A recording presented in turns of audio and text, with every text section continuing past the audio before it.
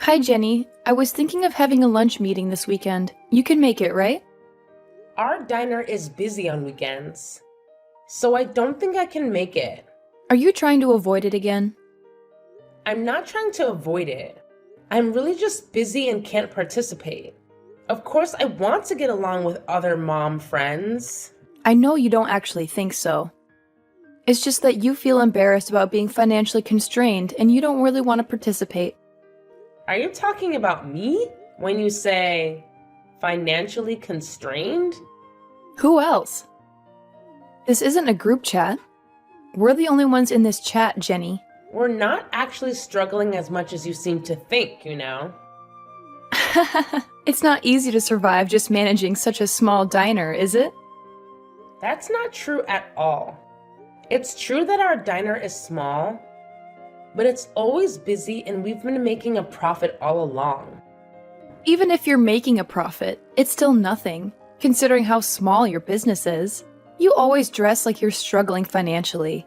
And I even saw you eating dinner at a convenience store once.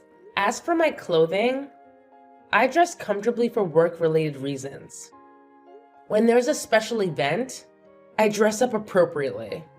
Yeah, but I doubt that you have any designer clothes in your closet. Just because I ate at a convenience store doesn't mean I'm poor. And I don't think it's any of your business where I eat. I find it amusing to watch people from different social classes than myself. If you look down on people with such prejudice, you will eventually face consequences. What? You, a poor person, dare to threaten me? First of all, we're not poor. If you keep looking down on me like that, I will stop being your friend. No, you can't. Why not? Because the boss's mom's orders are absolute. You must attend the lunch meeting this weekend. No excuses. But I said I can't because our diner is busy. If you refuse to attend, I will tell my son to exclude your son from his group. Wait, children have nothing to do with this. If you don't want to involve your precious child, then you must attend the lunch meeting. Fine. Can I just show up for 30 minutes? Fine. I guess I can let you off the hook with that. Thank you. By the way, there's something I've been meaning to tell you. Oh, really? What's up? Well, you know that upcoming lunch meeting we have? It's going to be at this fancy Japanese diner. So, make sure to dress appropriately. I mean, don't show up in your usual shabby, poor clothes. Got it. I'll make sure to dress accordingly. Good. But, do you even have any stylish clothes? I mean, if you show up in some no-name brand tacky outfit, I might just have to send you home right away. Well, don't you worry. I'll make sure to wear something from a brand that you're familiar with. How's that sound? Oh, really? So you do have some stylish clothes after all. Color me surprised. I just hope you didn't have to borrow money to buy them or anything. No need to worry about that. I didn't have to borrow a single penny. Well, that's good to hear. Alright then, I guess I'll see you on the day of the meeting. And let me tell you, I won't forgive you if you're late. Punctuality is key, you know? Don't worry. I'll be there on time. Wouldn't want to risk your wrath, now would I?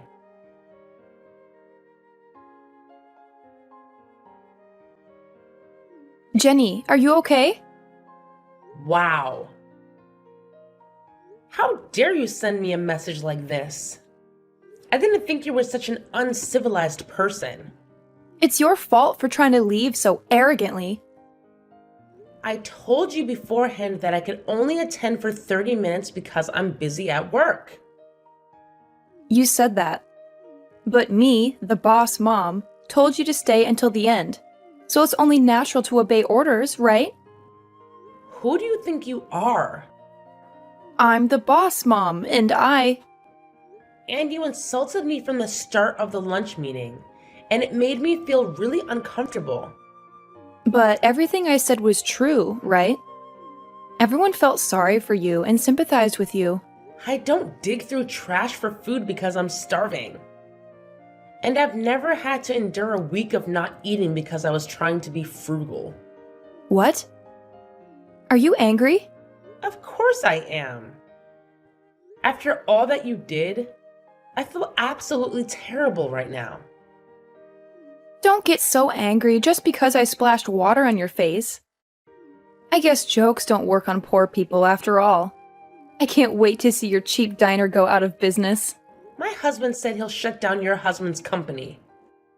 What? What's that low-life bastard saying?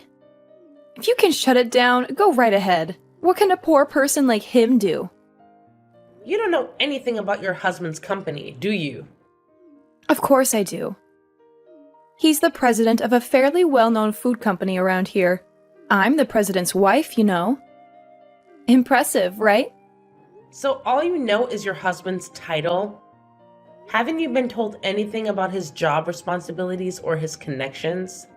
I know my husband earns a lot of money. He generates nearly $1 million in profit annually.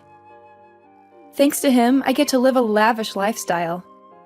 Well, you, being a nobody, probably wouldn't understand my feelings. I have more than enough money.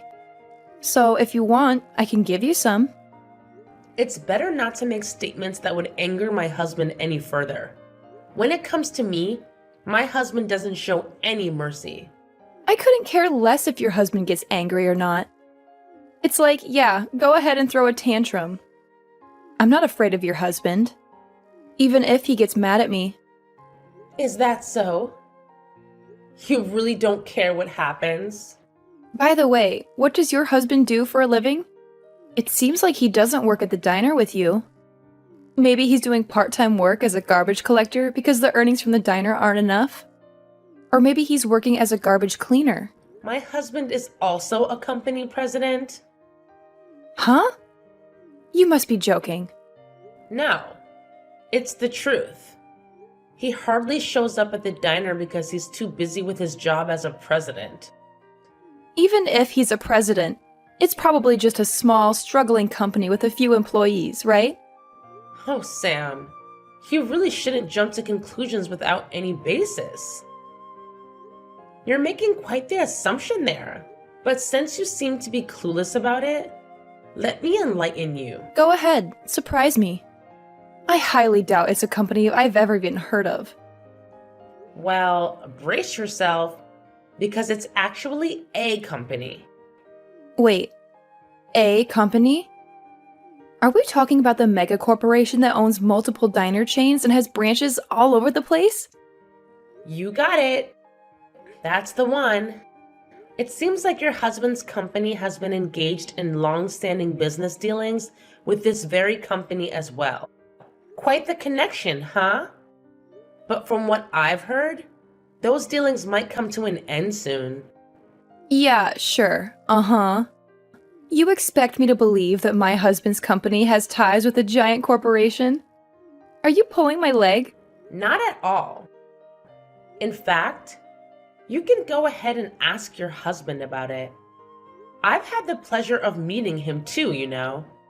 So if you mention my name, he'll know exactly who you're talking about. Well, I guess I'll have to do just that.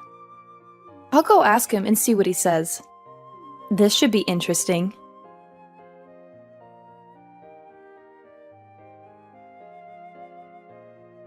So it is true that your husband is the president? Yes, that's what I said.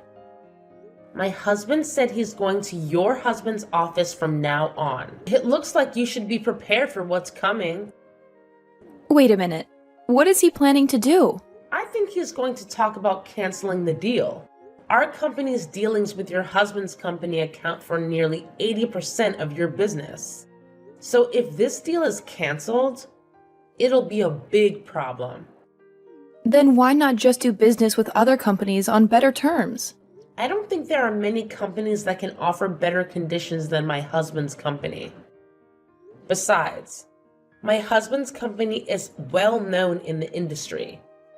So if word gets out that the deal was canceled, other companies may not want to do business with you either. Is that how it works? Trust is important in business dealings.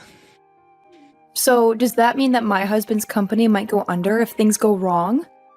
That's a high possibility, I think. No way! If the company goes under, I'll lose my title as the president's wife. Is that your biggest concern? And I'll also have trouble making a living. But who do you think is responsible for this situation? It's my fault. I apologize for spilling water on you. I'll also compensate for the clothes. I'm okay. Don't worry about me. I didn't get hurt and my clothes only got a little wet. So I think the stains can be removed with dry cleaning. Then how much will it take for you to forgive me? Are you really trying to solve this with money? Then what should I do? I think anything you do will be in vain. Whether or not to continue the deal is up to my husband to decide. And there's nothing I can do about it. Then can you at least tell your husband to continue the deal with us? I won't insult you, call you poor, or splash water on you again. And of course, I won't force you to join lunch meetings either. Please rest assured, I have no intention of attending lunch meetings anymore. I'm actually planning to cut ties with you after this. But I'm the boss mom. If you cut ties with me, you'll have to cut ties with the other mom friends too. Is that okay? I'll deal with that when the time comes. I can live on my own just fine. Don't say such sad things.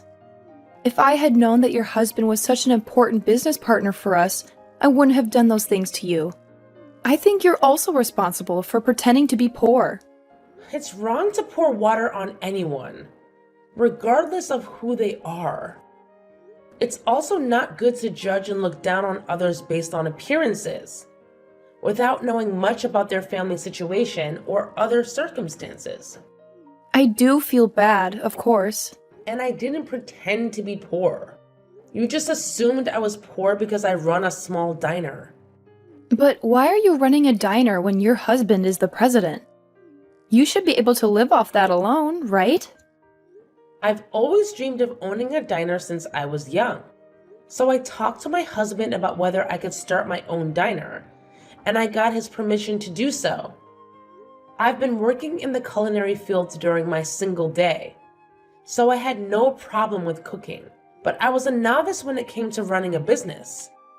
So I relied on my husband's help to make my diner successful so far. I see. So your husband's support has played a big role in where you are now. Yes, that's right. I'm really grateful to my husband. Hold on a sec. I just received an angry message from my husband. Is it about the future business deal? Can you believe it? He's blaming me for potentially losing the contract with a company? Like, seriously? How is this all my fault? Well, Sam, it's understandable for him to be angry. Your actions could have serious consequences for the company, even leading to bankruptcy. It's a big deal, you know? I get it, okay? But please, I'll do anything to fix this mess. Just don't cancel the contract. If that happens, I can already imagine how the other employees will start pointing fingers at me. It's not fair. Look, Sam, I understand you're stressed out about this situation, but here's the thing. I'm not an employee of the company, so I don't have the authority to decide whether to cancel the contract or not. We'll just have to wait and see what happens. It's all in the hands of our husbands and the discussions they'll have. Ugh, that's so frustrating. I can't believe I have no control over this. What if they make the wrong decision? What if they do cancel the contract? This is a nightmare, Jenny. What should I do, Jenny?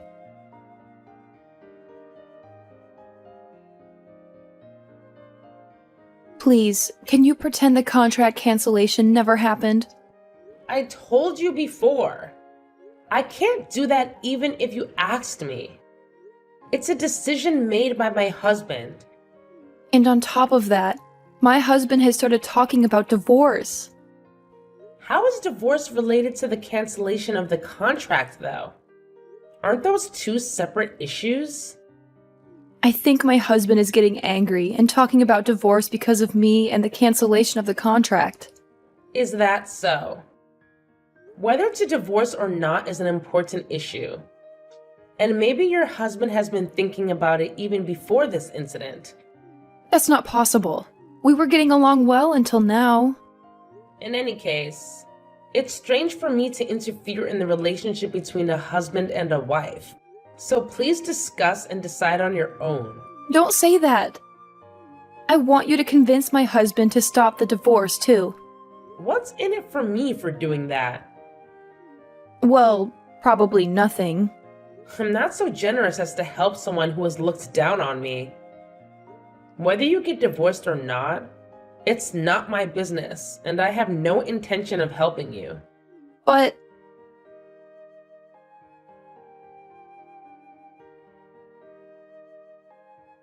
It's decided. My husband and I are getting a divorce. He told me to move out within a week. I see. It might not be easy living alone, so good luck to you. Well then. Wait a minute. Don't you have anything else to say? Are you telling me to apologize or something? I didn't say that. I just thought you might show some sympathy. There's no reason to sympathize with you. You planted all the seeds yourself. But isn't canceling the contract too harsh just because I spilled water? My husband's company has many other employees, and if the contract is canceled, they will be affected too. I can't believe even someone like you would consider other people's lives. What's with the tone? Don't talk about me as if I'm an unfeeling person. I'm sorry? I was just surprised. I think your husband's company will be fine. What do you mean? My husband has decided to continue doing business with your husband's company. Really? But didn't you say it was canceled before? After that, your husband came to my husband's office multiple times and apologized. My husband was moved by his sincerity and decided to continue the business relationship on certain conditions. Conditions? It seems that one of the conditions is to keep you away from me. So you're saying that my husband decided to divorce me for the sake of the company's survival? I think that's what it means. My husband didn't explicitly ask for a divorce, but it seems like your husband wanted to completely sever ties with you. That means it's your husband's fault. Please stop blaming others like that. Weren't you doing whatever you wanted, even at home? That's not true. I was doing what I had to do. But I often saw your husband taking care of your son on weekends. And it seemed like you were neglecting household chores and childcare. Your son was even saying at school that you didn't cook for him. And he said that your husband is better at cleaning, so he does it. What? My son said that at school? And you always dressed in expensive brand clothes. So you must have been freely spending your husband's salary. Well, we're married. So isn't it allowed for a wife to use her husband's salary as she pleases? Even so, there should be limits, don't you think? But if we divorce, how am I supposed to live? My husband has custody of our son, and I've been asked to pay monthly child support. In that case, you'll have to work and earn a living. But I've been a housewife since we got married. It's impossible for me to learn a job and work now. Even if you think it's impossible, you have no choice but to do it. Oh, I just had a good idea. I have a feeling that your good idea might not be so good. How about I work at your diner? Unfortunately, we're not hiring, so you can't. Don't say that. How about hiring me at an hourly wage of $50? There's no way I could afford to pay you $50 an hour. Besides, I don't even pay that much to other employees. But we're mom friends, right? Can't you at least do me a favor? What are you talking about? I never considered you a friend to begin with. I have no intention of hiring you. And I don't plan on keeping in touch with you from now on. Wait a minute. Are you saying you're going to block me? Yes, Sam. It's true. Until now, I've kept you around because of our kids and tried to maintain some semblance of a relationship. But if we're heading towards a divorce, It seems like there's no need for us to have any kind of connection anymore. Frankly, it doesn't seem like being involved with you would be a positive thing. So I've made the decision to block you. Please, Jenny, I'm begging you. Don't block me. I'm already feeling so isolated and kept at a distance by my other mom friends. If you abandon me too, I'll have no one on my side. I need you, even if it's just a little support. Sam, this is not something that can be fixed with a simple plea. You have to understand that your own actions have led to this point. You've treated mom's friends like slaves, demanding their attention and expecting them to cater to your every need. It's time for you to take a long, hard look at yourself and change your behavior so that you don't end up in the same situation again. Please, Jenny, don't say such sad things. I know I've made mistakes, and I'm willing to learn from them. I don't want to lose you as a friend. I don't want to be left all alone. Please, just give me a chance to prove that I can change and be a better person. Well, Sam, I appreciate your words, but actions speak louder than words. Right now, I need to prioritize my own well-being and the well-being of our children. Best of luck. Goodbye, Sam.